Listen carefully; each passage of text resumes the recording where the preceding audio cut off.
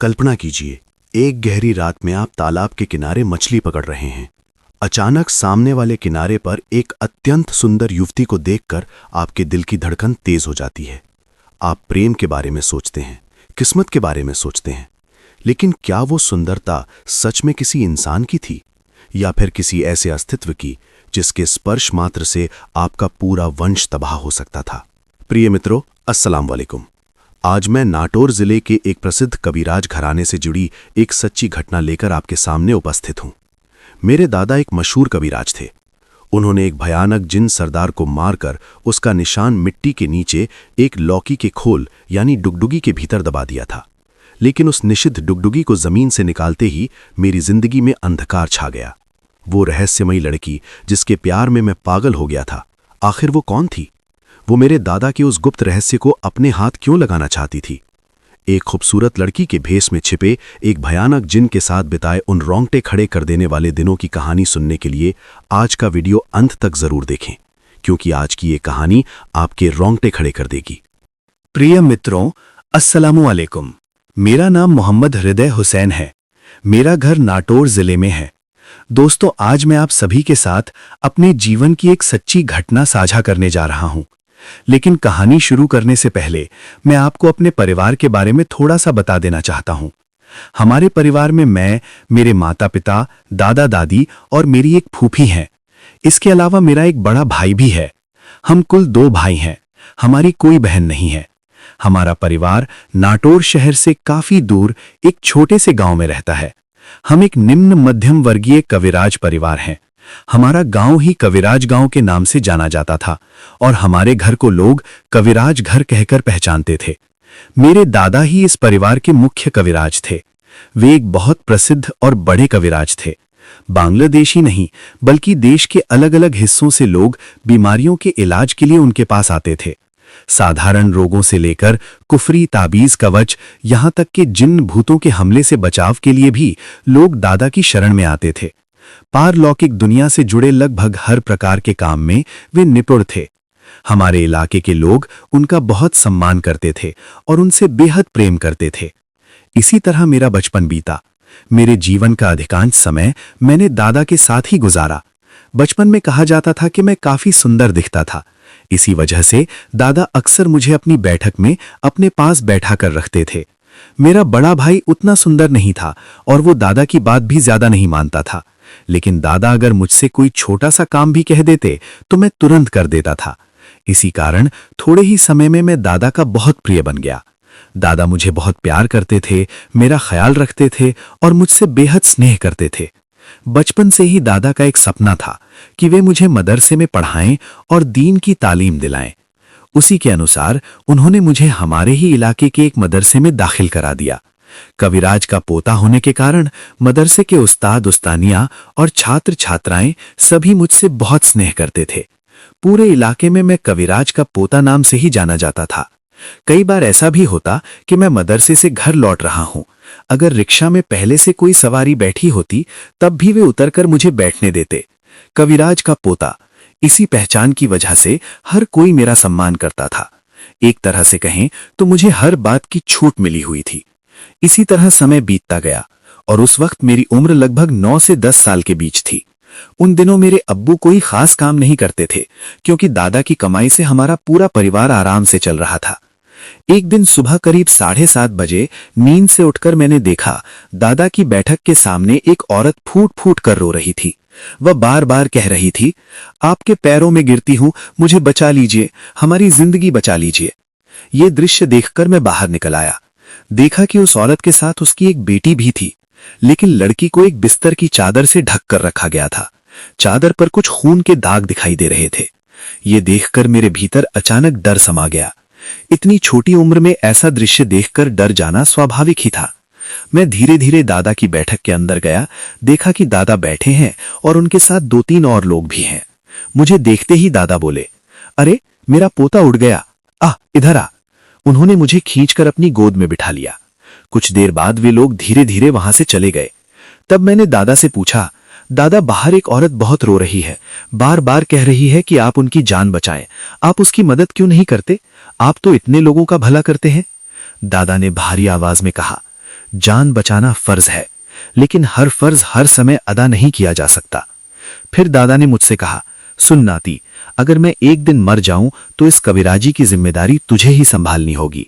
तू ही मेरा भविष्य का कविराज बनेगा। इसके बाद उन्होंने मुझे उस औरत और उसकी बेटी के बारे में सब कुछ बता दिया। वह लड़की बहुत उच्छृंखल स्वभाव की थी, नशे की आदी थी, गलत जगहों पर जाती थी और बेकाबू जिंदगी जीती थी। इसी कारण उस पर एक भयानक काला जिन्न सवार हो गया था। कोई साधारण जिन्न नहीं, बल्कि जिन्नों का सरदार। वह जिन्न हर रात उस लड़की के पास आता और जबरदस्ती उसके साथ गलत हरकत करता। लड़की रात में सो नहीं पाती थी और सुबह उठने पर बिस्तर पर खून देखती थी। दादा ने कहा, मैंने उस जिन्न को भगाने की बहुत कोशिश की, लेकिन सफल नहीं हुआ। एक ही रास्ता है, उसे मार देना। लेकिन अगर मैं उसे मार देता हूं तो उसके वंशज हमारे पूरे परिवार को तबाह कर देंगे। इसी वजह से मैं दुविधा में हूं। मैं तब भले ही छोटा था, लेकिन हिम्मत करके मैंने कहा, दादा, जन्म और मृत्यु अल्लाह के हाथ में है। अगर इस लड़की की मदद करने से अल्लाह हमारी उम्र बढ़ा दें तो इसमें नुकसान ही क्या है। यह सुनकर दादा ने मुझे सीने से लगा लिया और बोले, इसीलिए तो कहता हूं, तू ही मेरा उत्तराधिकारी बनेगा। इसके बाद दादा ने मुझे उस औरत को अंदर बुलाने के लिए कहा। औरत और उसकी बेटी को अंदर लाया गया। लड़की डर के मारे कांप रही थी। उसके शरीर पर ढंग के कपड़े भी नहीं थे, सिर्फ एक चादर लिपटी हुई थी। दादा ने मुझसे कहा, नाती, अब तू यहां से चला जा। 2 घंटे तक यहां मत आना। मैं जिन्न को बुलाकर बातचीत करूंगा, दूसरे जिन्नों को भी बुलाऊंगा। अगर बैठक में उन्हें समझा सका तो ठीक, नहीं तो मुझे कोई कठोर फैसला लेना पड़ेगा। मैं वहां से बाहर आ गया, लेकिन बाहर आकर मुझे एक अजीब सा अनुभव हुआ। अंदर से ऐसी गूंज और शोर सुनाई दे रहा था जैसे बहुत से लोग एक साथ किसी गुप्त बैठक में बैठे हों, जबकि मुझे पता था कि कमरे के भीतर उस समय गिने चुने लोग ही मौजूद थे। उन अजीब आवाजों ने मेरे भीतर तीव्र भय पैदा कर दिया था। इसके बाद वो लौकी धीरे धीरे सख्त हो गई। पूरी तरह सख्त हो जाने के बाद उसके अंदर का गूदा या मांसल हिस्सा निकाल दिया गया। अंदर का हिस्सा निकालने के बाद जो मजबूत खोल बचता है वही लौकी का खोल कहलाता है, जिसे हमारे इलाके में डुगडुगी कहा जाता है। उस डुगडुगी के साथ मेरे दादा ने जो किया, उन्होंने प्लास्टिक से उसका मुंह बहुत कसकर बांध दिया। फिर उस प्लास्टिक के मुंह पर 2-3 तावीज बांध दिए। सब कुछ अच्छी तरह बांधने के बाद दादा ने वो डुगडुगी मेरी दादी के हाथ में देते हुए कहा, जिस कमरे में मैंने कहा है उसी कमरे के ठीक बीच में जमीन खोदकर इसे दबा देना। कमरे के बीच में गड्ढा करके इसके अंदर इसे रख देना। अगर मैं किसी दिन मर भी जाऊं और बाद में कभी तुम लोग घर की मरम्मत करो या नया मकान बनाओ, तो भी इस चीज को कभी फेंकना नहीं, बल्कि इसे और गहराई में और अंदर दबा देना। ये चीज मेरे घर के भीतर ही रहेगी, इसे कभी घर के बाहर नहीं ले जाना। दादा की बात के अनुसार हम सब ने मिलकर कमरे के बीच में गड्ढा खोदा। गड्ढा करने के बाद डुगडुगी को उसके अंदर रखकर ऊपर से मिट्टी डाल दी। इसके तुरंत बाद ही मेरे दादा को तेज बुखार हो गया। वो बुखार इस हद तक पहुंच गया कि हमने जितने डॉक्टर दिखाए, जितनी जगह ले गए, कहीं से कोई फायदा नहीं हुआ। दादा का बुखार किसी भी तरह ठीक नहीं हुआ। लगभग 1 महीने तक बुखार से जूझने के बाद अंततः मेरे दादा का इंतकाल हो गया। दादा की मौत के बाद हमारा परिवार पूरी तरह सूना सा हो गया। दादा के गुजरने के बाद करीब 15-20 दिनों तक मुझे ऐसा लगता था जैसे हमारे घर के भीतर किसी अजीब डर की चादर तनी हुई हो। एक दबा हुआ आतंक, एक अनजाना भय। हम सब बहुत डर के साए में दिन गुजार रहे थे। खैर, दादा की दफन कफन की रस्म पूरी हुई। उसके बाद अब्बू ने धीरे धीरे कुछ कामकाज शुरू किया। उस समय हमारे परिवार में मैं, मेरी दादी, मेरी माँ और मेरा बड़ा भाई थे। बड़ा भाई थोड़ा अलग मिजाज का था, ना कोई काम करता था, ना ही उसकी चाल ढाल सामान्य थी। ज्यादातर समय वो अब्बू के साथ ही रहता था। मैं उस समय मदरसे में पढ़ रहा था। पढ़ते पढ़ते एक समय मैंने आलिम की परीक्षा दी। परीक्षाएं ठीक ठाक हुई थीं, लेकिन फिर भी मैं आलिम की परीक्षा में फेल हो गया। इसी तरह कुछ साल बीत गए। इस दौरान हमारे घर बहुत से लोग आते थे, कोई बीमारी के इलाज के लिए, कोई अपनी समस्याओं के समाधान के लिए। लेकिन दादा के मरने के बाद ना तो अब्बू और ना ही मेरे बड़े भाई ने कभी कविराजी का कोई काम किया। सब कुछ पूरी तरह बंद कर दिया गया। लोग जब आते तो हम कह देते, दादा भाई का इंतकाल हो गया है, अब ये सब काम नहीं होते। धीरे धीरे लोगों का आना भी बंद हो गया। आलिम की परीक्षा में फेल होने के बाद मैं ज्यादातर समय दोस्तों के साथ बैठक ही करता, इधर उधर घूमता, समय काटता और तरह तरह की शरारतें करता रहता था। हमारे इलाके में एक बहुत बड़ा तालाब था। उस तालाब को दूर के एक आदमी ने लगभग 5 साल के लिए लीज पर लिया था। उसने तालाब में अलग अलग किस्म के मछलियों के बच्चे छोड़कर मछली पालन शुरू किया। तालाब बहुत बड़ा था, चारों ओर मजबूत बांध बनाया गया था। आसपास के पेड़ पौधे काटकर तालाब को साफ सुथरा और सुंदर बना दिया गया था। कुछ दिनों बाद तालाब की मछलियां काफी बड़ी हो गई। एक दिन शाम के समय मैं तालाब के किनारे गया तो देखा ट्रक आकर तालाब से मछलियां निकाली जा रही थी। ट्रक भरकर रोहू, कतला और तरह तरह की देसी मछलियां ले जाई जा रही थी। मछलियां इतनी सुंदर लग रही थी कि मेरे भीतर अचानक मछली खाने की जोरदार इच्छा जाग उठी। लेकिन उस समय हमारे परिवार की हालत पहले जैसी नहीं थी। दादा के जिंदा रहने पर जैसी संपन्नता थी, अब वैसी नहीं रही। अब्बू छोटी मोटी दुकानदारी करते थे और बड़ा भाई अब्बू के साथ ही रहता था। हमारी हालत काफी कमजोर थी। पैसे देकर मछली खरीदने की हैसियत हमारे पास नहीं थी। उस रात अचानक मेरे मन में एक ख्याल आया, मैं तालाब से मछली पकड़ूंगा। ये फैसला लेकर रात करीब 12 बजे मैं एक बंसी लेकर तालाब के किनारे गया। कांटा डालकर बैठ गया। थोड़ी देर बाद अचानक बंसी में जोर का झटका लगा। देखा एक काफी बड़ी मछली फंस गई थी। मछली लेकर मैं घर लौट आया। माँ ने पहले तो मुझे डांटा, लेकिन बाद में उसी मछली को काट कर पका दिया। अगले दिन हम सब ने बड़े चाव से मछली भात खाया। मुझे बहुत अच्छा लगा।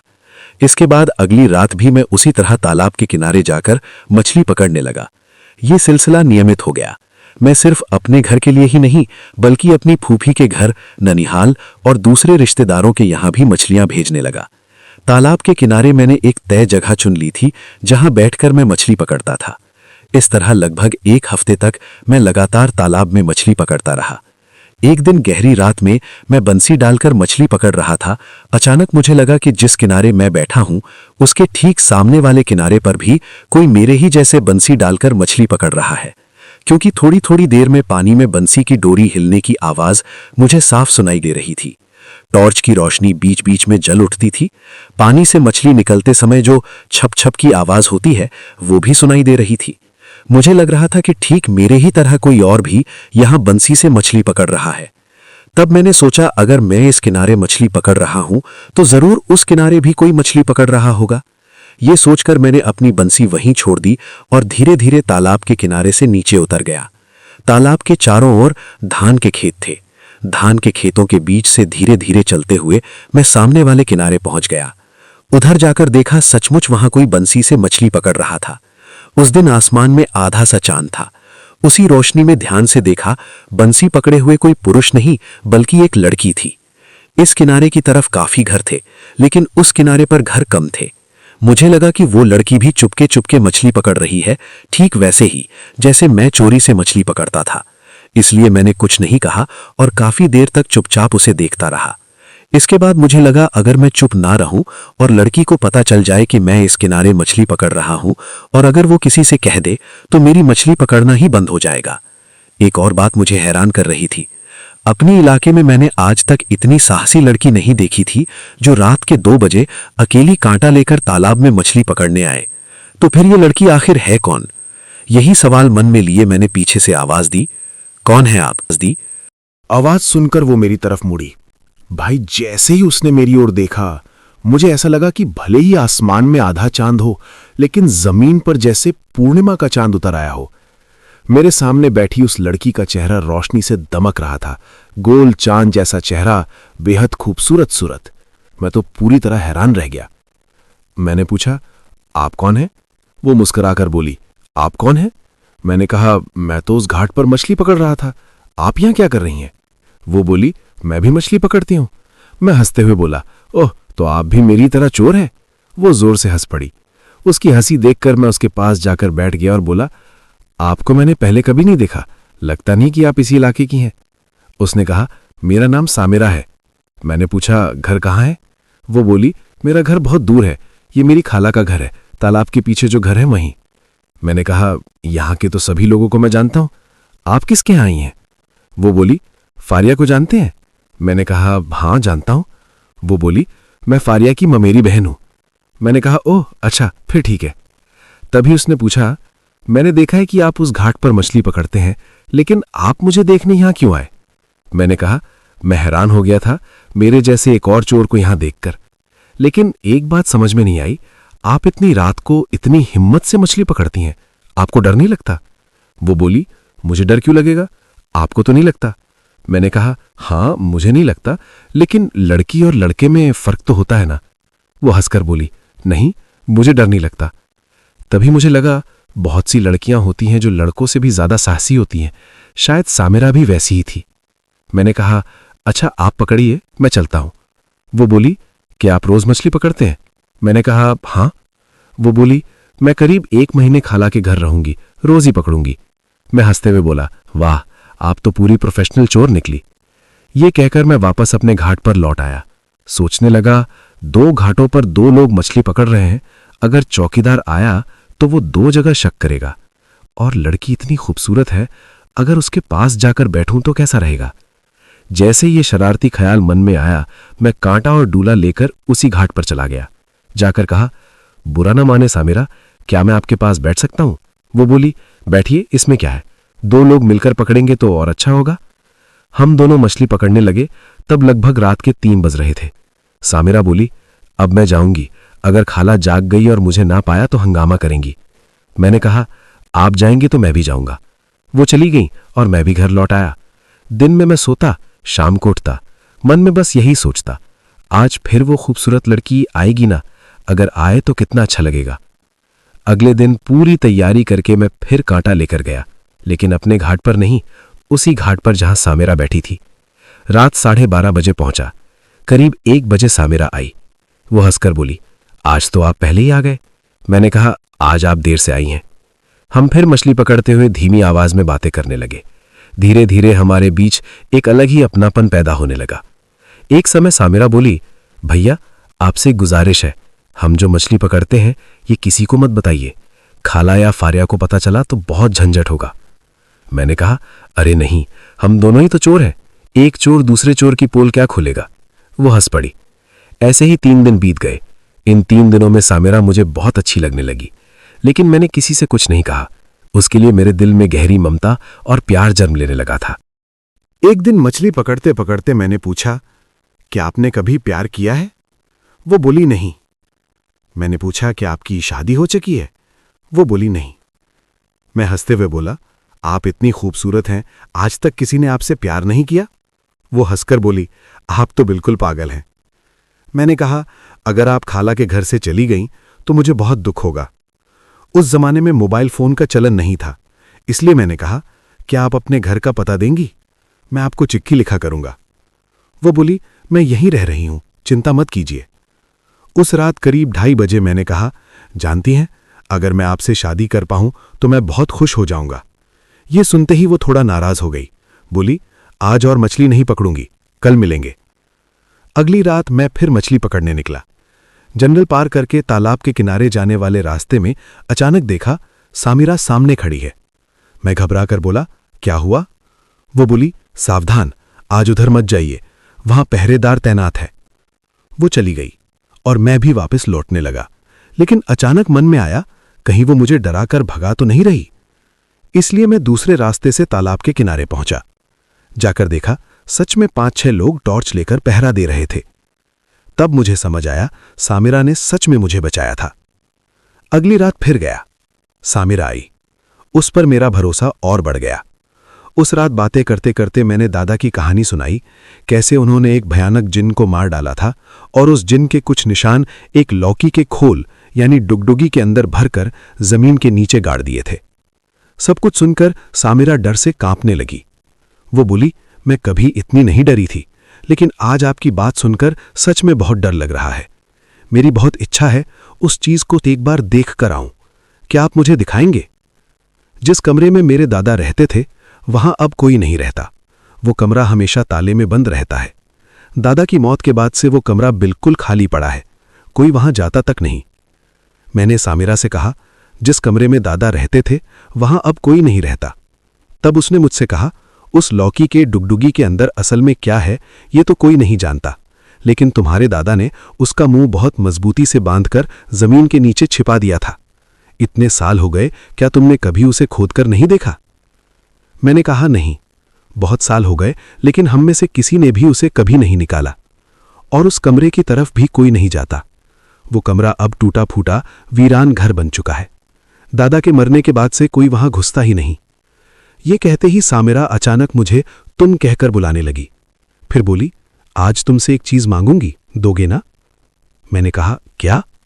वो बोली, मुझे बहुत जानने की इच्छा है, उस लौकी के खोल के अंदर आखिर है क्या? मैं एक बार उसे देखना चाहती हूं। मैंने तुरंत कहा, नहीं नहीं, ये मुमकिन नहीं है, दादा ने साफ मना किया था। उन्होंने कहा था कि इसे कभी घर के बाहर नहीं ले जाना। सामिरा हंसते हुए बोली, अरे छोड़ो, तुम्हारे दादा तो बहुत पहले ही मर चुके हैं, इतने साल हो गए, अब इन बातों का क्या मतलब? और सच सच बताओ, जिन भूत नाम की कोई चीज सच में होती भी है क्या? अगर जिन भूत होते तो क्या तुम और मैं रोज आधी रात को यहां मछली पकड़ने आ पाते? लोग बस मुंह जबानी जिन भूत की बातें करते हैं, असल जिंदगी में ऐसा कुछ नहीं होता, सब झूठ है। मैं थोड़ा हैरान होकर बोला, क्या कह रही हो? झूठ? वो पूरे आत्मविश्वास से बोली, हां बिल्कुल झूठ, जिन भूत जैसी कोई चीज नहीं होती। अगर होती तो सोचो क्या हम इतनी रात तक यहां रहते? बहुत पहले ही जिन हमें उठा ले जाते।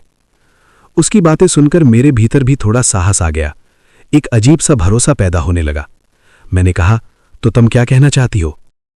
वो बोली, वो चीज कल लेकर आना, मैं उसे एक बार देखना चाहती हूं। मैंने कहा, ठीक है, लेकिन मैं इसे दिन में लेकर आऊंगा। दिन में तुम कहां रहोगी?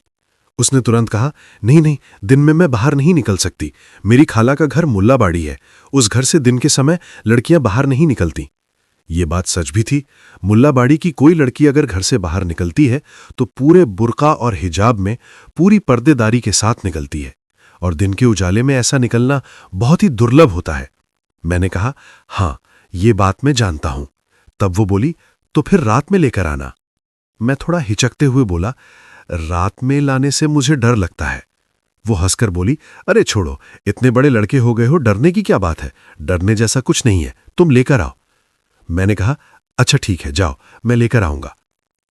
उससे बात खत्म होने के बाद मैंने मछली पकड़ना समेटा और घर लौट आया। वो भी चली गई। रात करीब 3 बजे सो गया। सुबह उठते ही बार बार उसी कमरे का ख्याल आने लगा। धीरे धीरे मैंने चाबी ढूंढ निकाली, उस कमरे की चाबी जिसमें दादा रहते थे और जहां उन्होंने वो चीज छिपा कर रखी थी। चाबी से ताला खोलकर मैं कमरे के अंदर गया। कमरे की हालत बहुत डरावनी थी।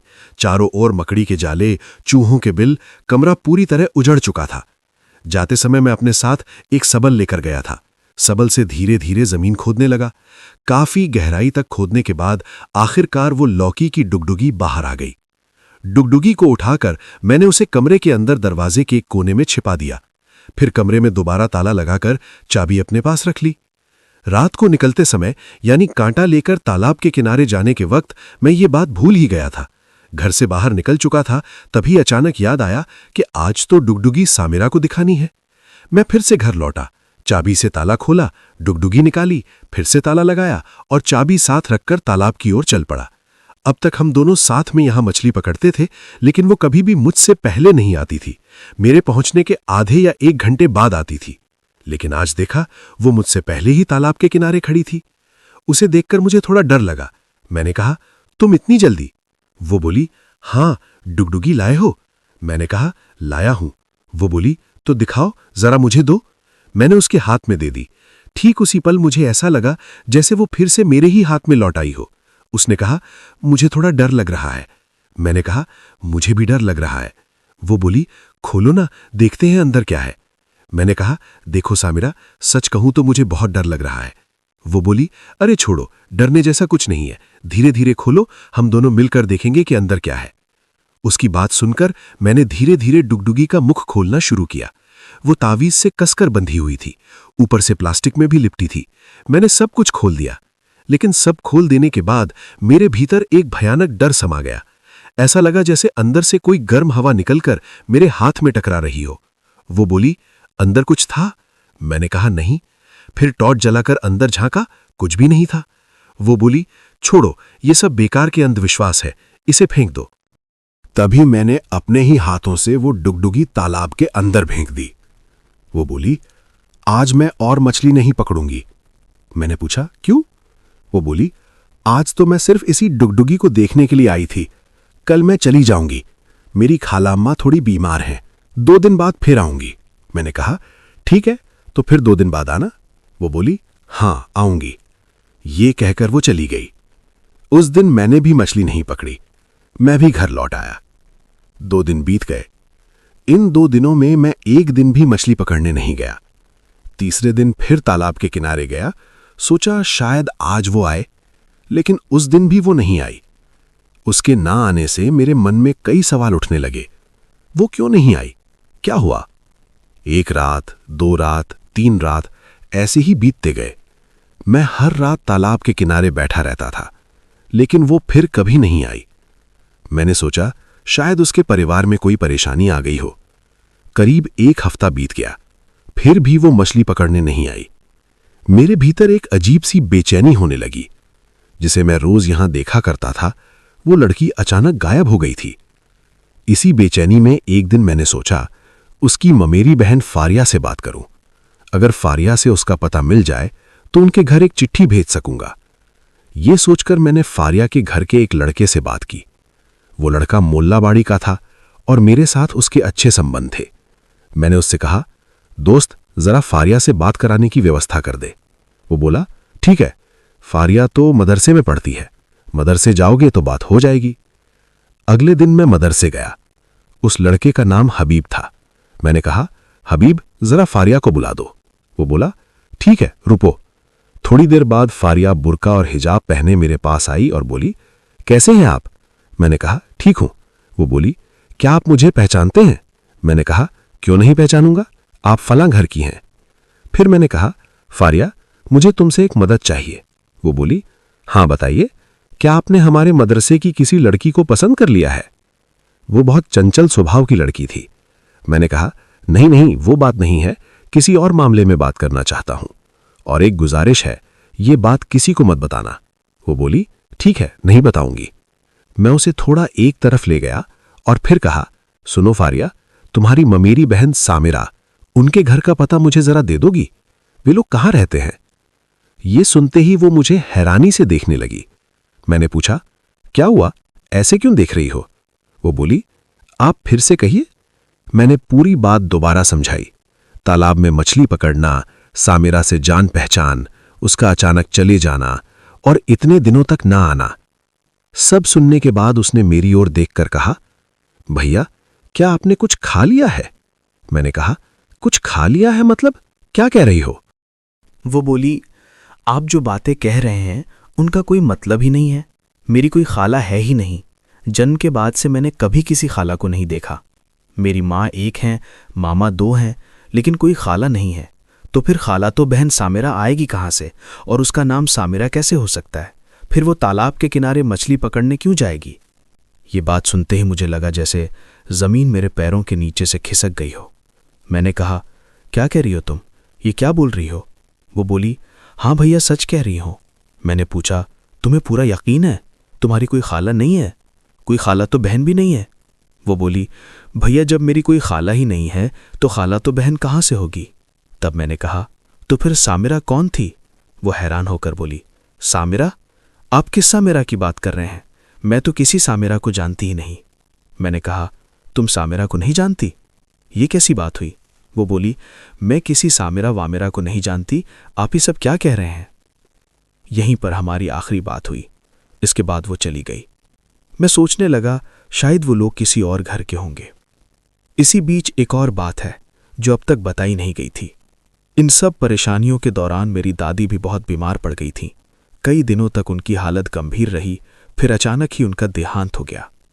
दादी की मौत के बाद मैं कई झंझटों में उलझ गया, इसलिए सामिरा के बारे में ठीक से खोजबीन नहीं कर पाया। बाद में मुझे लगा शायद फारिया झूठ बोल रही है, क्योंकि सामिरा तो चोरी छिपे मछली पकड़ती थी। चुपचाप मैंने हबीब को साथ लेकर आसपास के कई घरों में पूछताछ शुरू की। जानना चाहा, क्या इस इलाके में या उन घरों में सामिरा नाम की कोई खाला तो बहन है, या हाल ही में कोई मेहमान आया है? लेकिन भाई, हर जगह पूछताछ करने के बाद बस एक ही जवाब मिला, सामिरा नाम की किसी लड़की को कोई नहीं जानता। इस नाम की कोई लड़की कभी उस घर में आई ही नहीं। इस नाम से उस परिवार का किसी से कोई रिश्ता ही नहीं है।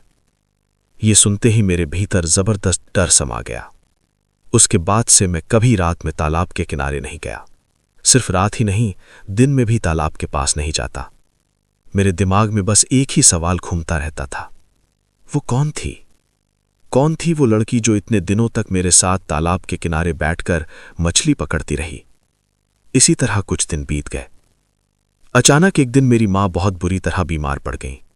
उनके मुंह से खून निकलने लगा। हालत बेहद नाजुक हो गई। मां की इस हालत को देखकर मेरे दिमाग में सारी बातें एक साथ घूमने लगीं। फारिया के मुंह से जब मैंने सुना कि सामिरा नाम की कोई लड़की है ही नहीं, तब मुझे उस लौकी की टुकटुकी की याद आ गई। मैंने तो वो डुगडुगी खोलकर तालाब में फेंक दी थी। इसके बाद दादी की मौत हो गई और अब मां की ये हालत। तब मैंने सारी सच्चाई अपने अब्बू को बता दी। जन्म से लेकर तब तक अब्बू ने कभी मुझे नहीं मारा था, लेकिन जिस दिन मैंने बताया कि मैंने डुगडुगी खोलकर तालाब में फेंक दी है, उस दिन अब्बू ने मुझे बुरी तरह पीटा। ऐसी मार जैसी मैंने जिंदगी में कभी नहीं खाई थी। मारते मारते मुझे लहूलुहान कर दिया। फिर अब्बू मेरी मां को लेकर हमारे इलाके के एक बड़े कविराज के पास गए। कविराज हमारे घर आए और चारों तरफ तावीज टांग दिए। मां को तावीज पढ़ाए, पूरा घर बंद करवा दिया। परिवार के हर सदस्य, बड़े भाई भाभी, सबके हाथ में तावीज बांध दिए। कविराज ने कहा, कुछ दिनों तक बहुत सावधानी से रहिए।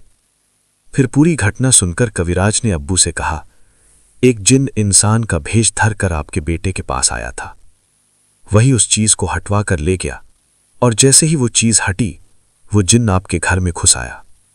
पहले दादी को मारा, अब आपकी पत्नी को मारने की कोशिश कर रहा था। अगर आप लोग समय पर नहीं आते तो बहुत बड़ा नुकसान हो जाता। ये सुनते ही हमारे पूरे परिवार में डर फैल गया। शाम होने के बाद कोई भी घर से बाहर नहीं निकलता। पूरे घर में एक डरावना, भारी सा सन्नाटा छा गया। सामिरा की याद आते ही आज भी मेरा शरीर कांप उठता है। आज तक मुझे यकीन नहीं होता कि इतनी खूबसूरत शक्ल की वो लड़की, जिसका हाथ मैंने पकड़ा, जिसके साथ मैं दिन दर दिन तालाब के किनारे बैठकर मछली पकड़ता रहा, क्या वो सच में कोई जिन थी? इस पर विश्वास करना आज भी मुश्किल है। इस घटना के कुछ दिन बाद एक दिन हबीब ने मुझसे पूछा, भैया, क्या आप फारिया को पसंद करते हैं? वो कह रही थी कि आप उससे अजीब अजीब बातें करते हैं। मैंने कहा, मैं बस उससे थोड़ी बात करना चाहता हूं, थोड़ी बात कर। हबीब बोला, आप मदरसे आएंगे तो बात कर पाएंगे। अगले दिन मैं मदरसे गया। उस समय फारिया कक्षा 9 में पढ़ती थी। मुझे देखकर बोली, क्या हुआ भैया, आपकी तबीयत तो ठीक है ना? मैंने कहा, फारिया, एक ऐसी घटना है, अगर सुनोगी तो हैरान रह जाओगी। बताऊं तो डर तो नहीं जाओगी? वो बोली, नहीं, मुझे डर नहीं लगेगा, बताइए। तब मैंने सामिरा के साथ जो कुछ हुआ था, दादी की मौत, मां की बीमारी, सब कुछ साफ साफ बता दिया। सब सुनने के बाद वो बोली, ऐसी घटनाएं हमारे इलाके में होती रहती हैं। यहां जिन्नों का असर है। कई बार जिन इंसानों के दरवाजे पर आकर दस्तक भी देते हैं। मैंने कहा, मैं कभी कभी तुम्हारे पास आया करूंगा। तुम्हें देखकर मुझे जाने क्यों सामिरा की याद आ जाती है। वो बोली, भैया, सामिरा की बात मत कीजिए, मुझे डर लगता है। मैंने कहा, नहीं नहीं, कुछ नहीं, मैं बस कभी कभी तुम्हें देखने आ जाऊंगा। मदरसे आऊं तो नाराज तो नहीं होगी? वो बोली, नहीं नहीं, नाराज नहीं होंगी, आप आया कीजिए। इसके बाद मैं लगभग रोज ही मदरसे के सामने जाने लगा। वो आती, हम मिलते, बातें करते। इसी तरह कई दिन बीत गए। धीरे धीरे हमारे बीच एक तरह की भावनात्मक निकटता बन गई, एक अच्छा सा रिश्ता। मुझे समझ आ गया कि मैं उसे सच में पसंद करने लगा हूं। लेकिन उसके मुंह से मैंने कभी प्यार, मोहब्बत या ये कि वो मुझे चाहती है, ऐसी कोई बात नहीं सुनी। ये प्यार पूरी तरह एक तरफा था। फिर भी वो मुझे बहुत अपनी लगने लगी थी। एक दिन बहुत हिम्मत करके मैंने अपनी मां को सब सच बता दिया। कहा, अम्मी, मुझे गांव की फारिया पसंद है, मैं उससे शादी करना चाहता हूं। मेरी मां बोली, अच्छी बात है, तुम्हारे बड़े भाई की तो शादी हो चुकी है, परिवार में और लोग होने चाहिए। ठीक है, मैं तुम्हारे अब्बू को यह बात बता दूंगी। मां ने अब्बू को बताया। अब्बू पहले बिल्कुल राजी नहीं हुए। वजह यह थी कि सामिरा वाली घटना के साथ फारिया का नाम जुड़ रहा था, इसका डर उन्हें था। अब्बू बोले, ये किसी जिन्न की चाल भी हो सकती है, इस लड़की को घर में लाना ठीक नहीं होगा। लेकिन मां ने कहा, जब लड़का खुद पसंद करता है और खुलकर हमसे कह चुका है, तो आप मना कैसे कर सकते हैं? शादी तो करनी ही होगी। आखिरकार मां ने अब्बू को मना लिया। अब्बू शादी का प्रस्ताव लेकर फारिया के घर गए। फारिया के माता पिता मान गए। बहुत अच्छे तरीके से पूरे पारिवारिक आयोजन और धूमधाम के साथ मेरी और फारिया की शादी हो गई। अल्हम्दुलिल्लाह, फारिया को दुल्हन बनाकर मैं अपने घर ले आया। हम सब बहुत खुश थे। घर गृहस्थी अच्छी तरह चल रही थी। जो कुछ भी हुआ था ऐसा लग रहा था जैसे सब कुछ ठीक हो गया हो। दिन रात इसी तरह बीतते जा रहे थे। 2-3 महीने बीत गए। मैं फारिया के मायके जाता, फिर वापस आ जाता। उसके माता पिता, रिश्तेदार सब मुझे बहुत प्यार करते थे, बहुत इज्जत देते थे। अल्हम्दुलिल्लाह सब कुछ ठीक ठाक चल रहा था। लेकिन 4-5 महीने, यहाँ तक कि 6 महीने बीत जाने के बाद भी फारिया गर्भवती नहीं हो पा रही थी। बच्चा ठहर नहीं रहा था। मेरी माँ उसे कई कविराजों के पास ले गई। पानी पड़वाया गया, तावीज़ पहनाए गए, सब कुछ किया गया, लेकिन किसी भी चीज़ का कोई असर नहीं हुआ। बच्चा क्यों नहीं हो रहा, इसका कोई कारण हम समझ नहीं पा रहे थे। हम बस अल्लाह से दुआ करते थे कि अल्लाह हमारी ओर रहम की नज़र करे और सब कुछ ठीक कर दे। एक दिन रात करीब 10 बजे फारिया ने मुझसे कहा, मैं तुम्हें एक बात बताना चाहती हूँ, तुम नाराज तो नहीं होगे? मैंने कहा, नाराज क्यों होऊंगा, बोलो। वो बोली, मेरी एक बहन है, उसी बहन ने कहा है मेरे पेट में बच्चा होगा। मैं हैरान होकर बोला, तुम्हारी बहन कहाँ से आई? हमारे गांव में तो तुम्हारी कोई बहन नहीं है। वो बोली, मैं तुम्हें बताना नहीं चाहती थी, बताऊंगी तो तुम नाराज हो जाओगे, और तुम्हारे परिवार में तो जिन भूत को लेकर पहले ही बहुत झगड़े हो चुके हैं। मैं बोला, तो फिर किसकी बात कर रही हो? वो धीरे धीरे बोली, मेरे साथ एक परी का रिश्ता है। मैं बोला, परी? कैसी परी? वो बोली, हाँ, एक पली। उसने मुझे कहा है मेरे पेट में बच्चा आएगा और वो बच्चा बड़ा होकर एक बड़ा मौलाना वली बनेगा। मैं बोला, ये परी कौन है, क्या तुम मुझे दिखाओगी? वो बोली, दिखाऊंगी, लेकिन वो सीधे सामने नहीं आती, दूर से बात करती है। वो मुझे अपने देश ले जाना चाहती है। मैं तब थोड़ा सख्त होकर बोला, ये सब उल्टी सीधी बातें बंद करो, इन पागलपन की बातों का कोई मतलब नहीं है। मैंने उसे थोड़ा डांटा, फिर भी वो अक्सर ऐसी बातें करती रहती थी। मैं ज्यादा ध्यान नहीं देता था। एक दिन रात को हम लेटे हुए थे, अचानक उसने कहा, मेरी बहन ने आज मुझे एक चीज दी है, तुम्हें दिखाऊंगी। मैं बोला, तुम्हारी ये बहन फिर कौन है? कभी परी, कभी बहन। वो बोली, सच में बहुत कीमती चीज दी है। मैं बोला, अच्छा दिखाओ, लेकिन उसने शर्त रखी, तुम ये बात अपनी अम्मी अब्बू में से किसी को भी नहीं बताओगे, बताया तो झगड़ा हो जाएगा। मैं मान गया। फिर वो उठी और कमरे के एक कोने में रखी बड़ी चावल की मटकी एक बड़े कलसी के अंदर से वो चीज निकाल लाई। उसे देखकर मैं हैरान रह गया। वो बिल्कुल राजाओं के सिर पर पहनने वाले सोने के मुकुट जैसी चीज थी, आजकल जैसी शादी में लड़कियां सिर पर पहनती हैं। वो बोली, ये सोने का है। मैं बोला, सोना? इतनी कीमती चीज? वो बोली, हाँ, आंख से जांच करो। हमने आंख से जांच की, सच में वो खरा सोना था। मैं डर और हैरानी से बोला, इतनी कीमती चीज तुम्हें किसने दी? पूरा मामला साफ साफ बताओ। वो बोली, मैं अक्सर तालाब से पानी लाने जाती थी, वहीं उससे मेरी मुलाकात होती थी।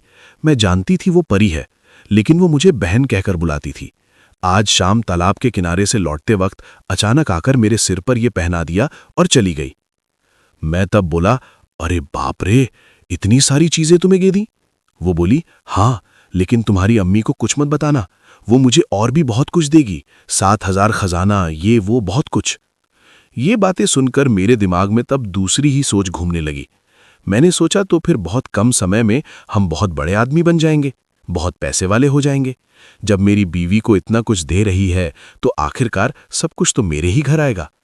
वो बार बार कहती रही, तुम किसी को मत बताना, मैं उससे कभी कभी मिलूंगी, बात करूंगी। मैं बोला, ठीक है। इस तरह और 8-10 दिन बीत गए। उस सोने की चीज को मैंने बेचा नहीं, घर में ही रख दिया था। लेकिन एक दिन मेरे मन में जबरदस्त उत्सुकता जागी। मैंने फारिया से कहा, तुम्हारी उस बहन को मुझे एक बार दिखाओगी? वो बोली, नहीं नहीं, वो किसी के सामने नहीं आती। मैं बोला, कोई समस्या नहीं, मैंने तो जिंदगी में कभी परी देखी ही नहीं। परी कैसी होती है, कितनी खूबसूरत होती है, थोड़ा देख पाता तो बहुत अच्छा लगता। वो हंसकर बोली, क्यों, तुम परी से इश्क करोगे क्या? मैं बोला, नहीं नहीं, इश्क क्यों करूंगा, बस थोड़ा सा देखना चाहता हूं। कुछ देर चुप रहने के बाद वो बोली, अच्छा ठीक है, लेकिन एक बात, ये किसी को बता नहीं सकते। मैं बोला, नहीं नहीं, किसी को नहीं बताऊंगा, इतनी कीमती चीजें दी हैं, ये बताने का सवाल ही नहीं उठता। वो बोली, कल शाम को मुलाकात होगी, तुम घर पर रहोगे, पंजाबी पहनकर। उस दिन उसने खुद मुझे पंजाबी पहनाई। शाम के थोड़ी देर बाद वो तालाब के किनारे की तरफ गई। 5 मिनट भी नहीं हुए थे कि दौड़ती हुई आकर बोली, आओ, जल्दी आओ। मैं भी उसके साथ चला गया। तालाब के किनारे पहुंचकर मैं खड़ा हो गया और वो जाकर ठीक तालाब के बीच में खड़ी हो गई। भाई, जिन लोगों को पुराने जमाने की जिन परी की कहानियां पता है, अलिफ लैला की कहानी जैसी, बिल्कुल वैसा ही एक मंजर था।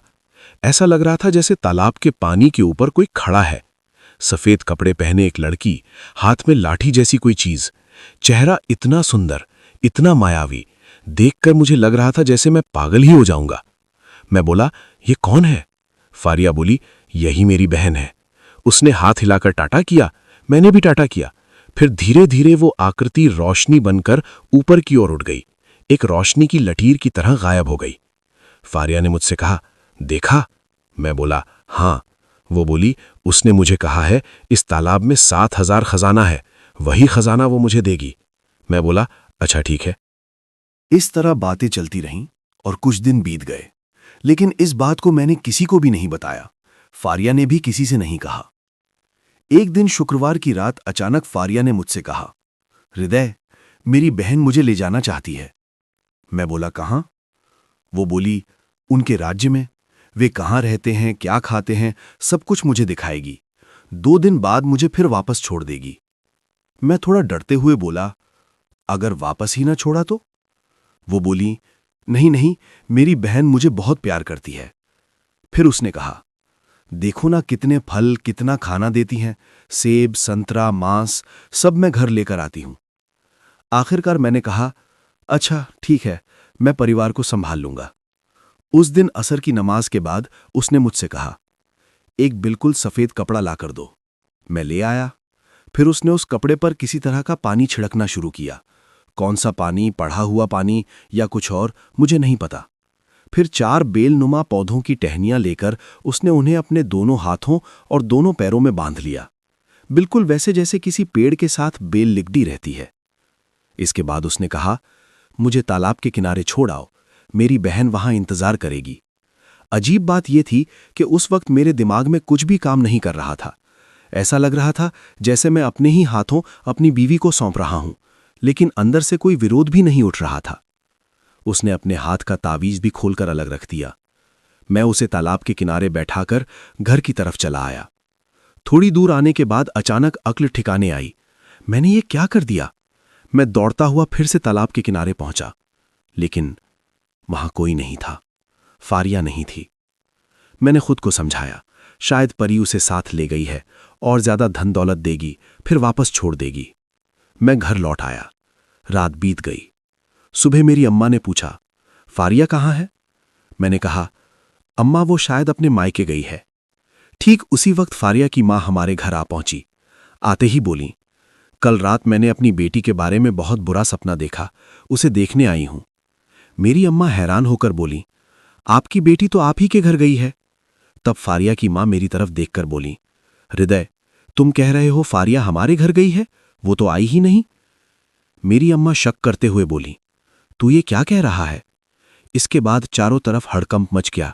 सब मिलकर खोजबीन शुरू हो गई, माइकिंग की गई, लोग भेजे गए, पागलों की तरह तलाश शुरू हो गई।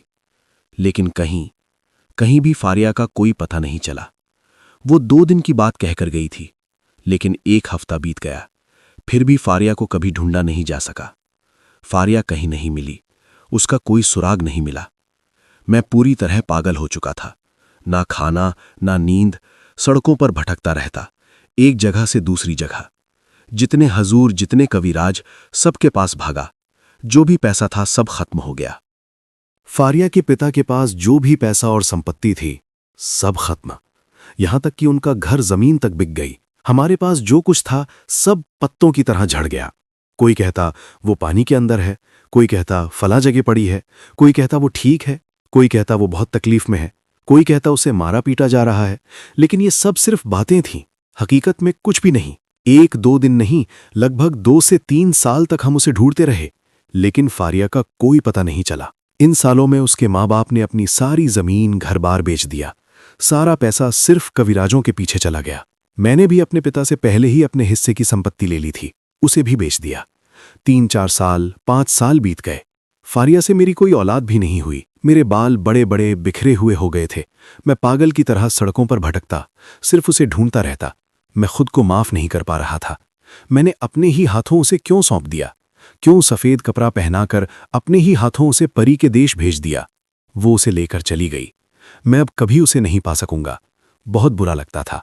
इसी तरह एक दिन अचानक खबर मिली, भारत में एक बहुत बड़ा कविराज है। लोग कहते हैं उसके पास जाने से खोए हुए लोग तक वापस आ जाते हैं। मैंने तब अम्मा से बात की। अम्मा ने कहा, तो फिर जा। इसके बाद मैं गैर कानूनी तरीके से सरहद पार करके भारत चला गया। कोलकाता पहुंचा। उस कविराज के पास जाकर पूरी घटना खोलकर बता दी। कविराज ने मेरी तरफ देखकर कहा, अरे, आपकी बीवी अभी जिंदा है। ये सुनते ही मेरी छाती धक से रह गई। वो बोला, अगर अभी जाओ तो जल्दी उसे ला सकते हो, लेकिन जिस राज्य में आपकी बीवी है वहां आप नहीं जा सकते, और देर हुई तो वो मर जाएगी। फिर उसने कहा, ये मेरे बस से बाहर है, मैं आपको वहां नहीं भेज सकता, लेकिन मेरे एक उस्ताद हैं, शायद वो आपकी बीवी को वापस ला सकें। मैंने पूछा, आपके उस्ताद कहाँ रहते हैं? उसने कहा, श्रीलंका। मैं हैरानी से बोला, श्रीलंका? वो बोला, हाँ, मैं पता लिख देता हूं, आप कोशिश करके देखिए। इसके बाद मैं फिर बांग्लादेश लौट आया। अम्मा को सब कुछ बता दिया। उस वक्त अम्मा के पास जो आखिरी सहारा बचा था, अपने मायके की जो थोड़ी सी संपत्ति थी, वो भी बेचकर उन्होंने मुझे पैसे दे दिए। फारिया को मेरे परिवार के सभी लोग बहुत पसंद करते थे। वो धार्मिक थी, शालीन थी, सुंदर थी, सब उसे बहुत प्यार करते थे। अम्मा ने अपने बाप के घर की संपत्ति बेचकर मेरी मदद की। उसी पैसे को लेकर मैं श्रीलंका के लिए रवाना हो गया। भारत से एक आदमी मुझे लेकर गया। वो उसी कविराज का एक साथी था। ट्रेन से, गलत रास्तों से, बहुत सारी परेशानियां झेलते हुए आखिरकार हम श्रीलंका पहुंच गए। वहां मुझे उस बड़े कविराज के पास ले जाया गया। वो किस धर्म का था मैं नहीं जानता, लेकिन उसका चेहरा बहुत डरावना था। लंबी दाढ़ी, गंभीर आंखें, एक अजीब सी भयावह मौजूदगी। उसने मुझसे कहा, तुम्हें कुछ कहने की जरूरत नहीं, मैं सब जानता हूं। फिर बोला, तुम्हारी बीवी जहां है वहां से उसे वापस लाने में बहुत पैसा लगेगा। मैंने पूछा, कितना पैसा? उसने कहा, बांग्लादेशी पैसों में लगभग 5 करोड़ टका। मैं सन्न रह गया। कहा, 5 करोड़ तो बहुत दूर की बात है, 5 लाख टका भी देना मेरे बस की बात नहीं। तब कविराज ने मुझसे कहा, एक काम कर सकते हो, अगर तुम अपनी जान को खतरे में डाल सको तो शायद अपनी बीवी को वापस ला सको। लेकिन ये जोखिम तुम्हारी जिंदगी का सबसे बड़ा जोखिम होगा। मैंने एक पल की भी देर नहीं की। कहा, जो भी जोखिम हो मैं उठाऊंगा, बस मेरी बीवी को वापस दिला दीजिए, मैं हर चीज के लिए तैयार हूं। तब कविराज बोला, ठीक है, तो तुम्हें एक मरा हुआ नवजात बच्चा लाना होगा। मैं हैरान होकर बोला, मरा हुआ नवजात बच्चा? वो बोला, ऐसा बच्चा जो जिंदा पैदा हुआ हो, लेकिन पैदा होने के कुछ ही मिनटों के भीतर मर गया हो। अगर ऐसा बच्चा तुम मुझे ला सको तो उसी बच्चे का इस्तेमाल करके मैं तुम्हारी बीवी को वापस ला सकता हूं। मैं पूरी तरह स्तब्ध रह गया। मन ही मन सोचने लगा, ऐसा बच्चा मुझे कहां मिलेगा। कविराज ने कुछ भी साफ साफ नहीं बताया, सिर्फ इतना कहा, तुम खुद ही ढूंढो। वो श्रीलंकाई भाषा में बात कर रहा था। मेरे साथ जो आदमी था वो सारी बातें मुझे अनुवाद करके समझा रहा था। बाद में उसी आदमी ने मुझसे कहा, एक रास्ता है, हम जानते हैं कहां मिल सकता है। अगर अस्पताल में डॉक्टरों से बात की जाए तो पैसों के बदले ऐसा बच्चा मिल सकता है। लेकिन समस्या सिर्फ एक थी, पैसा। अस्पताल ने जितनी रकम मांगी वो मेरे पास नहीं थी। तब मैंने अपने परिवार से संपर्क किया। मेरे ससुर, फारिया के पिता, उन्होंने मेरे लिए पैसे भेजे। उस पैसे से हमने अस्पताल से एक मृत नवजात बच्चा खरीदा। एक लड़का, एक मानसिक रूप से अस्थिर महिला का बच्चा। जन्म के कुछ ही मिनटों में बच्चा मर गया था। बच्चे को तुरंत कविराज के पास ले जाया गया। कविराज मंत्र पढ़ने लगे। बच्चे के हाथ पैर में ताबीज बांधे। कमर में जो कुछ रखा मैं समझ नहीं पाया। फिर बच्चे को हल्दी और मेहंदी से सजाया। संपूर्ण दृश्य भयानक और अद्भुत सुंदर था। इसके बाद कविराज ने कहा, इस बच्चे को उस विशेष बॉक्स में रखो जो मछली रखने के लिए होता है, एक छोटे फ्रिज जैसा। फिर कहा, एक बहुत बड़ा बैग खरीदो। मैंने बड़ा बैग खरीदा। कविराज ने कहा, इस बैग में वही बॉक्स रखो, बैग को कंधे पर उठाओ। फिर उन्होंने मुझे 2 ताबीज दिए। कहा, इन दोनों ताबीजों को दोनों हाथों में मजबूती से पकड़ के रखो। उन्होंने मुझे एक निश्चित जगह का पता दिया। कहा, वहां पहुंचकर इन दोनों ताबीजों को पानी में डाल दो और कुछ नहीं करना। फिर वो आदमी जो मेरी मदद कर रहा था मुझे लेकर नदी के किनारे पहुंचा। मेरे पीठ पर बैग था, उसमें मृत बच्चा। श्रीलंका का समय लगभग 3-4 बजे था। मैं नदी के किनारे खड़ा होकर दोनों हाथों से ताबीज एक एक कर पानी में डाल दिया। बस इतना ही मुझे याद है। इसके बाद क्या हुआ मैं कुछ भी नहीं जानता। मैं कब बेहोश हुआ, कितनी समय तक अचेत था, कुछ पता नहीं। जब चेतना वापस आई, देखा मैं कीचड़ में पड़ा हूं, चारों ओर पानी, बीच में एक द्वीप जैसा स्थान, छोटे छोटे पेड़, हाइब्रिड फल वाले पेड़ जैसी जगह। यह स्थान ऐसा था मैं किसी को समझा नहीं सकता, अपने इलाके के लोगों को भी नहीं। मैं थोड़ी आगे बढ़ा और देखा एक और मेरी पत्नी फारिया पड़ी है, उसके कपड़े फटे हुए, शरीर निष्प्राण। मैं दौड़ा और उसे पकड़ लिया। बहू, उठो उठो। वो मेरी ओर देख भी नहीं पा रही थी, शरीर में कोई शक्ति नहीं थी। उसके चारों ओर फल और भोजन बिखरे हुए थे। मैंने उसे गले लगाया, स्नेह से कहा, तुम यहां क्यों? वो कांपती आवाज में बोली, मुझे ले जाओ, वे मुझे मार देंगे। मैं उसे लेकर पानी के पास गया, हाथ पांव धोए, मुंह साफ किया। तभी मुझे लगा पीछे से कोई उसे खींच रहा है। मैं जितना खींचता वो मेरी ओर नहीं आता, पीछे से कोई उसे खींच रहा है। इसी स्थिति में मैं अचानक बेहोश हो गया। जब चेतना वापस आई, मैं वहीं नदी के किनारे पड़ा था, जहां ताबीज डालने खड़ा था। जैसे सब कुछ एक सपना था। बैग नहीं, बच्चा नहीं, सब कुछ गायब। भोर की रोशनी फैल रही थी। मैं वहां से उठकर सीधे कविराज के पास गया, लेकिन मेरे साथ जो आदमी था वो नहीं था। कविराज ने मुझे देखा और कहा, आप अपनी पत्नी की खबर लें, वो घर वापस चली गई है। मैंने पूछा, वो आदमी जो मेरे साथ था वो कहाँ है? कविराज ने कहा, वो भारत चला गया, तुम्हें उसकी अब कोई जरूरत नहीं, आप चले जाएं। आखिरकार खबर मिली, मेरी पत्नी फारिया सचमुच मेरे घर लौट रही थी। मैं श्रीलंका से तुरंत फ्लाइट लेकर बांग्लादेश आया।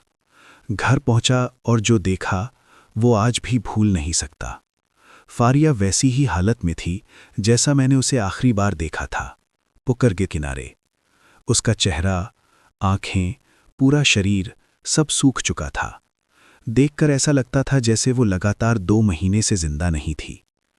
करीब 2 महीने उसे अस्पताल में भर्ती रखकर इलाज किया। अल्हम्दुलिल्लाह, धीरे धीरे वो स्वस्थ हुई। जब मैं ये कहानी इलाके के लोगों को बताता हूं, वे विश्वास नहीं कर पाते। कई लोग कहते हैं, तुमने अपनी पत्नी के साथ व्यापार किया या उसे कहीं छिपा रखा, खुद नाटक रचा और कविराज के नाम पर लोगों से पैसा लिया, जैसा तुम्हारे दादा करते थे। लेकिन अल्लाह की कसम, मैं एक भी बात झूठ नहीं बोला। श्रीलंका का कविराज हो या भारत का, जिनके नंबर मैंने दिए सब सच हैं। आप चाहें तो संपर्क करके सत्यापन कर सकते हैं। अब मैं कई सालों से सऊदी अरब में रहता हूँ। मेरी पत्नी फारिया अब मेरे साथ है। हमारे कुल 4 बच्चे हैं, 2 बेटियां और 2 बेटे। एक बेटा निधन हो चुका है। वर्तमान में एक बेटा और 2 बेटियां जीवित हैं। सब बड़े हो गए हैं, हमारा परिवार भी बड़ा हो गया है। लेकिन ये सत्य मेरे इलाके के किसी ने नहीं माना। यहाँ तक कि मेरी माँ, जो अब जीवित नहीं है, उन्होंने भी विश्वास नहीं किया। फिर भी मैं आपको बेझिझक पूरी कहानी बता रहा हूँ। लोग आज भी मुझसे पूछते हैं, तुमने अपनी पत्नी को 5 साल कहाँ छिपाया? कौन विश्वास करता है, कौन नहीं, मैं नहीं जानता, लेकिन अल्लाह जानता है। मैंने किसी अन्य उद्देश्य से ऐसा नहीं किया। मेरे ससुर फारिया के पिता ने मुझे आर्थिक मदद दी। मैंने अपने परिवार की संपत्ति भी इस्तेमाल की। सब मिलाकर लगभग 30-40 लाख टका खर्च हुए इस पूरी घटना को समाप्त करने में। सब कुछ मेरे ससुर और परिवार की मदद से हुआ। अगर कोई कहे कि मैंने चालाकी से रिहाई के पैसे लिए, ये भी पूरी तरह झूठ है। मैंने केवल अपनी पत्नी को वापस पाया, इतना ही। अल्लाह की कसम मैं कह रहा हूँ, यदि आप चाहें तो मैं सीधे सभी प्रमाण दिखा सकता हूँ। ज़रूरत पड़े तो आपके स्टूडियो में आकर सब कुछ खोलकर बता सकता हूँ। मेरे पास सभी आवश्यक प्रमाण मौजूद हैं। अच्छे रहें। अस्सलामु अलैकुम। दोस्तों, ये थी हृदय हुसैन की जिंदगी की वो रोमांचक और सच्ची घटना, जिसे सामिरा के रूप में वो पसंद करते थे। उस मायावी चेहरे के पीछे छुपा था एक भयानक सच। क्या दादाजी की वो गुप्त डुगडुगी जब तालाब के पानी में फेंकी गई, तभी दादी की मौत और परिवार पर आए उस अभिशाप की शुरुआत हुई?